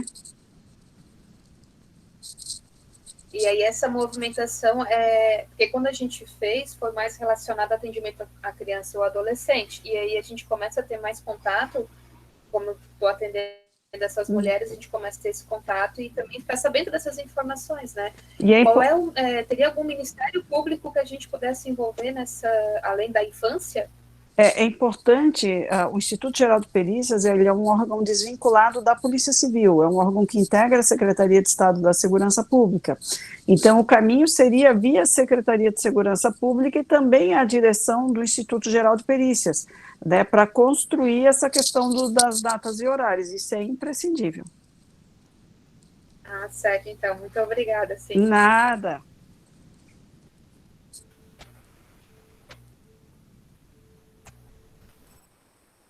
É isso? Mais alguém? Acho que o Adriano quer falar. Eu quero falar rapidinho, que tocaram no assunto artes marciais, a Tânia e a doutora Patrícia, ensina que tem que gritar, né? Aqui em casa a pequena está aprendendo a gritar o seguinte, chama a ambulância que a coisa está feia, pro outro lado. Né? Isso para descontrair. Mas, na realidade, sempre me preocupa essa questão desses cursos de artes marciais, e nós temos também no Rotary o companheiro Carlos Oliva, lá de Joinville, que é um karateca de muitos anos de preparo, que, às vezes, nós estimulamos as pessoas a fazer um curso de um final de semana ou de 2 dias, e a pessoa não sai capacitada para se defender. Às vezes é muito contrário, porque isso é algo que se aprende com o tempo. A mente é muito menos física e muito mais mental. Então, esse preparo, essa estabilidade emocional que a arte marcial dá na pessoa, ensina, inclusive, a gritar, a poder chamar para o socorro, porque muitas vezes numa reação dessa, quando a adrenalina sobe, a pessoa não consegue reagir, não consegue nem gritar, né? Dá aquela paralisia e aí sofre os ataques e fica sem defesa. Por isso que eu me preocupo um pouco quando a gente promove esses cursos, que eles são um espaço de tempo muito pequeno, onde dificilmente se vai dar a habilidade necessária para produzir uma defesa correta. Pode servir com o sentido contrário. Mas, de qualquer forma, como artista marcial há quase 40 anos, quero dizer que a prática diária estabelece uma harmonia na mente que facilita, sim, a realizar a defesa, nem que seja a do grito, que é a melhor de todas para prevenir qualquer tipo de violência. É só isso. Esse curso, Adriano, que eu te falei que a gente fez pela Comissão de Defesa Pessoal para Mulheres, ele é um curso, assim, que ele vai te ensinar a sair de uma determinada situação, tanto que o instrutor fala, faz tal coisa e corre, porque a melhor defesa é a corrida. Ele sempre falou. Então, assim, por exemplo, numa situação de estupro, então eu tô lá na iminência de ser estuprado, o que eu vou fazer? Bem, eu já falei para ele, eu falava, Altair, eu quero aprender a a furar o olho, porque como é que eu vou sair de uma situação de estupro? É a minha vida ou a dele? Não tem escolha, eu vou pela minha vida. Então, se for a questão, é furar o olho e acabou. Então, a gente sabe aonde bater, sabe que bater aqui na traqueia, a gente consegue se salvar de uma determinada situação, bater no nariz, o jeito de bater. Claro que a gente tem que praticar sempre. Não dá para a gente praticar sempre. Então, não é para você bater e ficar brigando com o agressor. É para você bater, se livrar daquela situação de perigo e correr e fugir, pedir socorro. É só para você conseguir se desvencilhar. Nesse sentido que é o curso de defesa pessoal. Mais sorte tem a tua filha que tem um professor em casa e que treina sempre, né? Que eu tenho visto a pequena aí num treinamento muito bom. Com ela ninguém vai se meter. Tomara. É verdade. Doutora Patrícia, mais alguma consideração para a gente encerrar? Não, era isso, né? E dizer que foi um prazer estar aqui conversando com vocês. Eu estou vendo que a minha bateria aqui está indo para o final, eu estou usando o fone no celular e eu não consigo plugar ele para carregar, né? Mas dizer que foi um prazer e estou à disposição, e é sempre bom a gente poder levar esse tipo de conhecimento, né? E aquilo que eu digo, assim, quando a gente se coloca no lugar do outro, a gente, né, vê coisas um pouco diferentes, isso faz toda a diferença, inclusive na violência doméstica familiar. Perfeito. Muito obrigada, doutora Patrícia, foi uma honra, uma grande aula. Doutora Tami. Cátia Maria Giroto está pedindo a palavra ali, ó. Tá Desculpa, abanando. não estou vendo. Maria Giroto, abre o microfone, dona Maria. Companheira. Ok. Abriu? Sim. Não, eu só queria dizer o seguinte, eu sou Maria Helena, sou aqui de Cuiabá, Mato Grosso, e estou na Coordenadoria Nacional das Casas da Amizade, Associação de Senhoras de Rotarianas, como presidente da Comissão de Projetos. E a nossa coordenadora, como a maioria do grupo já conhece, lançou o projeto Mulheres Inspiram Mulheres. Então, eu só pedi a palavra rapidinho, só para dizer da minha alegria, da minha felicidade de estar participando dessas discussões, dessas lives, do grupo do WhatsApp, e que está trazendo muito conteúdo para nós, para as nossas casas da amizade, desenvolver projetos e trabalhos para ajudar essas mulheres.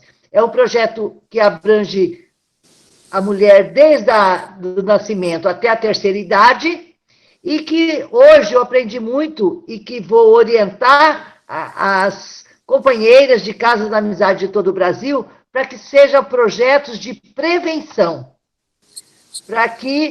para ajudar nessa questão de que tudo que foi falado hoje. E, além do mais, também, para não muito tempo, parabenizar a palestrante e a delegada Patrícia, que foi muito bom estar com vocês. Tá bem? Obrigada. Vou estar mais vezes, vou estar sempre, mais vezes. Muito obrigada. Obrigada. Obrigada. Doutora Tami, para encerrar. Cátia, eu só tenho que agradecer, dizer que foi um prazer. Sempre que eu sou chamada para falar sobre essa temática, eu venho com o maior prazer do mundo, porque, como eu já falei, eu gosto, eu sou apaixonada pelo tema. Eu estudo o tema porque realmente eu gosto de estudar, tenho o prazer de estudar e falar sobre isso, né? Então, agora, a dona Maria Giroto aí já fez a minha noite valer a pena quando ela falou que vai levar a prevenção, trabalhar a prevenção. Essa é a minha bandeira, é a minha luta, é o que eu carrego, é o que eu prego. E, dona Maria, já ganhei a noite. Muito obrigada pelo seu depoimento e estou muito feliz de ter participado com vocês. Novamente, muito obrigada e só tenho que agradecer. Precisando, é só chamar. Nós vamos precisar, sim. Nosso caminho é longo, doutora Tami. Eu sei. Nós vamos trilhar esse caminho aí juntas. Então, eu vou agradecer a todo mundo, companheiros queridos, obrigada pela participação. Doutora Maria Giroto, dizer que a Maria Helena esteve participando do nosso primeiro encontro. Eu conversei com ela. Já conheci. Tá bom? Então, gente, muito obrigada. Logo, logo, vamos promover mais um encontro. Os clubes todos também estão promovendo palestras e encontros. Vamos ficar atentos e vamos participar. Adriano, quer falar mais alguma coisa? só agradecer a doutora Patrícia, a delegada Patrícia e a doutora Tami, né, pela beleza e pela profundidade do conteúdo que muito ajudou nesse projeto. E a Kátia aí que está, e a todos, né, que estão participando, mas deixa eu puxar a sardinha para o meu lado, né? A Kátia, que eu tenho acompanhado a dedicação dela para essa causa e para esse tema. Boa noite e muito obrigado a vocês. Então é isso, pessoal. Obrigada mais uma vez. Até a próxima. A gente se vê por aí. Tchau, tchau. Tchau. Obrigada, doutora. Tchau, tchau, gente. Boa noite. Parabéns pela palestra.